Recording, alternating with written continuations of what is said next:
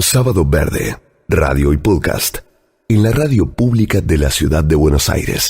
Miren lo que fue el registro de temperaturas esta semana. En La Rioja tuvieron 43 grados 4, en San Juan 42, en Santiago del Estero casi 42 también, 41,7, Termas de Río Hondo 41, Catamarca 40, en San Martín, Mendoza 40 grados, San Luis 40, Villa Dolores, Córdoba 40, Santa Rosa, La Pampa 40, ahí Dios. 40 y 40 y pico, ¿no? El aumento de las olas de calor está asociado directamente al cambio climático. Exacto. Y bueno, las leyes ambientales justamente nos dan o aportan instrumentos para adaptarnos a los efectos que seguirán incrementándose. Las temperaturas van a seguir subiendo, así que es importante que conozcamos esto, ¿no? Todas esas políticas que culpan al ser humano del cambio climático son falsas y lo único que buscan es recaudar fondos para financiar vagos socialistas que escriben papers de cuarta. Esto decía Javier Milei un poco antes de ser elegido. Su vicepresidenta Victoria Villarruel repudió en la campaña la creación de parques nacionales y lo más grosero desde el punto de vista de la comunicación y de escuchar fue lo que dijo Venegas Lynch, un diputado que ya es electo, y dijo: el problema del medio ambiente se resuelve con derechos de propiedad. ¿Por qué las gallinas y las vacas no se extinguen? Porque hay un propietario, porque hay un uso económico, razonó Venegas Lynch, que, insisto, es diputado. Y bueno, de la mano de todo esto, podríamos recordar, para terminar de enmarcar, que Donald Trump, presidente de los Estados Unidos en 2016, decía que el calentamiento global era una mentira y sacó a su país del Acuerdo de París. El expresidente brasileño, Jair Bolsonaro, también tuvo una política marcada por el desmantelamiento de los instrumentos de vigilancia de la Amazonía, ese territorio que un poco describíamos con las comunidades que acaban de presentar un libro. Y bueno, por el contrario, la comunidad científica alerta de que el cambio climático es una amenaza para el bienestar humano y la salud del planeta. La ventana de la oportunidad que tenemos para asegurarnos un futuro habitable y sostenible se está cerrando, dice el informe del Grupo de Cambio Climático, el IPCC, de la ONU, que viene trabajando durante tantos años y que muchas mujeres argentinas participan ahí. Bueno, y las emisiones de efecto invernadero no se están reduciendo, están ahí, siguen aumentando. Por lo tanto, va a ser imposible que el calentamiento se mantenga por debajo de 2 grados en este siglo. Esta es la realidad que vive no solo la Argentina, sino el mundo. Pero en Argentina estamos complicados porque esas leyes de las cuales hablábamos se están intentando tocar, modificar por intereses de la economía pasajera. Así que convidamos esta mañana a María Estela Svampa, que es licenciada en Filosofía, doctora en Sociología, autora, es una gran referente del ambientalismo en la región, activista en el sentido de estar muy cerca de los colectivos ambientalistas y sus desvelos. Ejerce una mirada atenta, muy informada sobre la política pública, participa, mira, escucha, dice en todos los lugares que puede. A nosotros nos parece que sus aportes resultan interesantes. ¿Cómo estás, Maristela? Buen día. Buenos días, Sergio. Bien acá, muy preocupada y siguiendo atentamente tu introducción. Pareciera que la ley de bosques en todo este paquete de medidas finalmente no fue tocada. Me gustaría que repasemos un poco qué se tocó y qué no, para poder estar atentos y tener como una base de reflexión, ¿no?, en estas nuevas leyes. Bueno, sí, tengamos en cuenta que tanto el DNU, el decreto de necesidad y urgencia, que todavía no ha sido tratado, y ahora la ley ómnibus, que está siendo tratada en el Congreso y obtuvo su media sanción, constituyen una suerte de golpe al corazón de la legislación de protección ambiental argentina, ¿no? En ese sentido, sí, se proponía tocar la ley de bosques, la ley de glaciares y otras más. La ley de bosques finalmente se llegó a un acuerdo de levantar o apartar las medidas que implicaban efectivamente su derogación, ¿no? Prácticamente. Creo que esto se debe sobre todo al hecho de que en estos momentos se está o comienza nuevamente la negociación entre el Mercosur y la Unión Europea, el Tratado de Libre Comercio, que sobre todo pone una serie de restricciones a la compra de productos por parte de la Unión Europea que están relacionados con el desmonte o la deforestación. Claro. Ante esta medida, de modo interesado, finalmente el gobierno decidió levantar aquellas medidas que derogaban drásticamente y desfinanciaban la ley de bosques. Maristela, sería bueno por ahí hacer un pequeño recuadrito de qué significa esta ley de bosques un poco en algún aspecto que ¿por qué lo frena? Si yo expliquemos brevemente, si yo tengo un bosque, si yo soy propietario de un bosque, el Estado a través de esta ley me otorga fondos para que no toque ese bien común, ese bien de todos. Ahora, también es cierto, y me parece que también hay que apuntarlo, que siempre ha sido desfinanciada. Si se pone una cifra determinada, después el Estado discrecionalmente, las diferentes administraciones, disponen de ese monto para otras cosas, ¿no? Exactamente, pero bueno, tengamos en cuenta el principio general que anima a este gobierno que recién comienza. Es un gobierno negacionista desde el punto de vista climático, y lo más probable es que no solo desfinancie todas aquellas leyes ligadas a la protección del ambiente, sino que no haya controles estatales. Si es un gobierno que propone precisamente la desregulación casi total para dejar todo lo que compete a la sociedad en manos del mercado, bueno, ¿qué controles estatales vamos a tener para aquello que está en peligro, como son nuestros ecosistemas, en este caso los bosques, los glaciares, entre otros? Bueno, no hay ninguna garantía. Amén de ello, lo que proponía esta reforma a la ley de bosques era autorizar los desmontes en áreas que en áreas que tienen un valor de conservación que la ley define como rojas, que son sectores de muy alto valor de conservación que no deben transformarse, y también los sectores o áreas amarillas, que son sectores de mediano valor de conservación.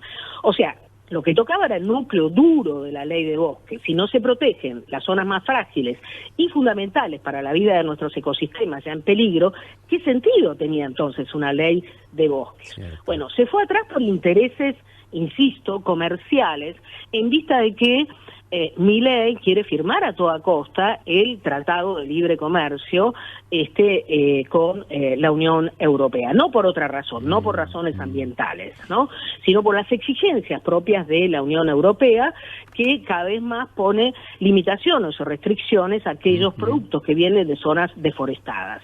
Yo creo que lo más grave en este momento, lo que está en el medio del debate, es la ley de glaciares, ¿no? Porque la propuesta de reforma habilitaría la actividad minera, sobre todo en el ambiente periglaciar, que está expresamente prohibido por esta ley, lo cual incluye o supone un retroceso ambiental que está a la medida de la exigencia histórica de grandes mineras transnacionales como la Barrick Gold, que está operando en San Juan, en Veladero, y que está exigiendo ampliar su zona de explotación en las zonas periglaciares. ¡Qué persistencia! Vos que has seguido el tema, Maristela, exacto. ¡Qué persistencia! Décadas haciendo lobby, pinchando acá, por allá, pagando a periodistas, pagando a diarios, pagando a televisiones para, finalmente ahora pareciera que se van a salir con eso, ¿no? Bueno, es muy peligroso y muy asustador lo que está sucediendo. Esta es una ley, recordemos, que en 2008 fue sancionada y fue vetada por Cristina Fernández de Kirchner, se lo llamó el veto Barrigol en su momento, luego se sometió a discusión nuevamente en el Congreso y finalmente fue sancionada, ¿no?, en 2010, y esa sanción fue un gran triunfo de las organizaciones ambientales, pero también una respuesta de la sociedad que comprendió que la ley de glaciares va en la línea de la protección de nuestras fábricas de agua y que efectivamente es necesario en ese sentido tener una ley marco, una ley general. Bueno, desde 2010 a esta parte no solo hubo intento de judicialización por parte de las grandes corporaciones en distintas provincias, sobre todo en San Juan, sino además intentos bajo el gobierno de Macri de ver si efectivamente se podía derogar o transformar la noción de ambiente periglaciar para avanzar con la explotación minera. Hoy, de la mano de esta ley ómnibus, tienen la oportunidad los grandes lobbies mineros que están actuando ahí en el Congreso, están actuando sobre todo a través del gobernador de la provincia de San Juan. Lo hemos denunciado, lo ha denunciado abogados ambientalistas como Enrique Viale, están haciendo presión sobre los legisladores para que voten efectivamente su derogación y habiliten la explotación minera. Sí, el lobby es persistente, no hay ninguna duda, así como también la movilización de la gente, de las organizaciones ambientales, lo es. Lo que tenemos que hacer es efectivamente dar más a conocer a la sociedad qué es lo que está en juego, porque como sabemos hay una sociedad en este momento muy choqueada, ¿no?, por el nivel de alto impacto que tienen las medidas que propone el gobierno de Milei con DNU y la ley ómnibus. Hay otras medidas también, hay otras leyes, la ley de quema, ¿no?, la ley de quema de pastizales, que está muy relacionado con los incendios, sea intencionales o no. La ley de quema, ustedes saben, es una actividad usual para renovar el suelo y llevar a cabo actividades productivas, pero sabemos que su desregulación ha llevado a excesos extremos que implican incendios, ¿no?, de pastizales en muchas provincias argentinas. Recordemos que en el año de 2022, nomás en Corrientes se quemó nada más y nada menos que el 10% de la superficie de esa provincia, 800.000 hectáreas, si no recuerdo mal. Pero bueno, los incendios son cada vez más constantes y de mayor envergadura en tiempos del Antropoceno. Nuestro país no está exento de ello, todo lo contrario, vemos lo que está pasando en el Parque Nacional Los Alerces. Pero bueno, habilitar una ley de quemas en la cual hay menos regulación, menos control del Estado, ¿no?, y que habilita aquel que pide una autorización para hacer una quema, ¿no?, lo habilita en el caso de no obtener una respuesta en 30 o 60 días, no se sabe muy bien en qué quedó el proyecto de ley, ahora, bueno, esta ley que debe ser votada en particular. Y lo mismo sucede con la ley de manejo del fuego, que ustedes saben, había una reforma en el año 2020 que implicaba la prohibición de hacer un uso, entre comillas, dicho, productivo de aquellas tierras que, o territorios o ecosistemas que habían sido que habían sufrido incendios, sean intencionales o no, por 60 años, para que estos se regeneraran, porque estamos hablando de ecosistemas muy valiosos, como humedales, como bosques, como el monte también a veces infravalorado, el monte cordobés. Pienso en la provincia de Córdoba, que hoy en día, por ejemplo, conserva nada más y nada menos que el 3% de los montes en su provincia, que ha sufrido un proceso de deforestación tremenda, ¿no?, en manos del agronegocio. Entonces estamos ante una situación ya muy problemática. Vos comenzaste hablando precisamente de la ola de calor y el impacto que tiene ya en nuestras vidas cotidianas el cambio climático. En vez de tomar medidas que van en esa línea, ¿no?, apostando a la construcción de una agenda de bienes comunes, apostando a la construcción de una agenda de adaptación y mitigación para el cambio climático, más aún tratando de construir una hoja de ruta para la transición energética. Esa sería la agenda, esas 3 agendas interconectadas deberían estar en el centro de nuestra sociedad. Sin embargo, todo lo contrario, lo que vemos es un retroceso ambiental fenomenal. Bueno, sin embargo, lo que está ocurriendo es un poco diferente. Justamente María Estela Svampa escribe esta semana en el diario AR un artículo donde termina diciendo que era posible ese escenario que está describiendo, deseable, y también otro, que es el de la represión en la calle, ignorar la emergencia social ambiental y profundizar la concentración económica, que eso pareciera que está pasando justamente en Argentina, y lo vemos al leer los diarios, a salir a la calle. Marina. Maristela, ¿cómo estás? Buenos días. Vos sabés que hace un ratito me quedé pensando en esto que decías, ¿no? Con respecto a la ley de glaciares, pero que cabe para todas estas leyes ambientales. Dijiste, la sociedad debiera conocer qué está en juego en todo esto. A veces tengo la sensación que ciertos grupos lo conocen, pero que como sociedad no tenemos tanto conocimiento de esto. ¿Cómo lo ves vos? Bueno, eso lo venimos también denunciando hace tiempo, digamos. Hay un cierto analfabetismo ambiental de parte de la sociedad, pero también creo yo, sobre todo, una negación de la importancia que tienen los temas ambientales hoy en día en este contexto de crisis ecológica, de crisis civilizatoria. Cada vez más los temas ambientales ocupan el centro de la agenda. El cambio climático en Europa y en otros países también ocupan ya el centro de la agenda, pero acá en Argentina parece no haberse dado cuenta. Bueno, yo creo que también en ese sentido, ¿no?, la impronta de los poderes económicos, Sergio Hacía menciona eso, es muy fuerte también en esta suerte de ceguera ecológica que atraviesa a la sociedad. No se olviden que efectivamente el cambio climático tiene que ver con la emisión de gases de efecto invernadero, entre otras cosas. Está muy ligado a esta civilización del petróleo. Bueno, en Argentina hay un consenso fosilista acerca del rol que ocupa, por ejemplo, Vaca Muerta con la producción de gas y petróleo, que no se pone en cuestión. Bueno, cualquier agenda de transición que mire seriamente un horizonte de futuro que no sea la destrucción, tendría que pensar, digamos, cuál es el rol del gas o de Vaca Muerta, porque así como vamos, lo que hacemos es incrementar aún más el cambio climático y modelos de desarrollo que son abiertamente terricidas. Es interesante lo de Petro, ¿no?, en Colombia. Exacto, sí. Bueno, Petro es una excepción en el contexto latinoamericano. Recuerden ustedes, yo he trabajado mucho sobre el ciclo progresista entre 2000 y 2015, que los gobernantes progresistas en América Latina, hablemos de Evo Morales, de Lula, de los Kirchner, han tenido una política abiertamente extractivista, ¿no?